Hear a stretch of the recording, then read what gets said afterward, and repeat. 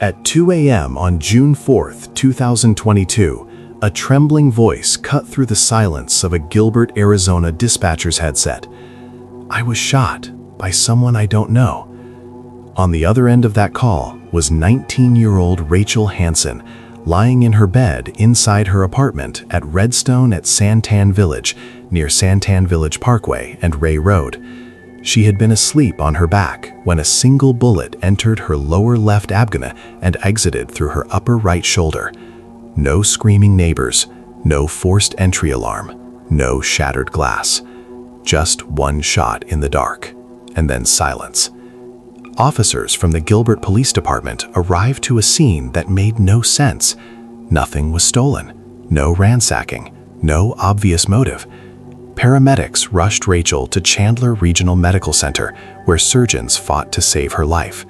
She died during surgery, 8 days before her 20th birthday. This wasn't a robbery gone wrong. It wasn't random chaos.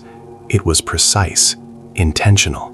Someone entered her apartment after midnight, fired once, and disappeared into the Arizona night without waking a single neighbor.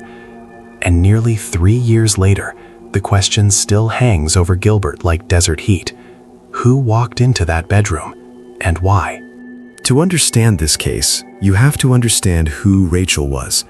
Adopted at age 6 by Kim and Todd Hansen, she grew up on a ranch in Gilbert, surrounded by horses, open land, and a family that eventually adopted 13 children.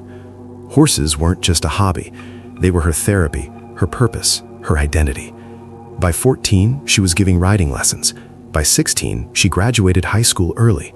By 19, she was building her own horse training business while earning a real estate license to specialize in selling equestrian properties. She rescued wild mustangs, fostered puppies, raised money for causes before she was even a teenager. Friends described her as fearless, someone who would ride an unbroken yearling with nothing but instinct and determination. She was engaged to Jomette Bailey and planning a wedding for fall 2022. Days before her death, she had been grieving deeply over the Uvalde school shooting, unable to understand how innocent lives could be taken so senselessly.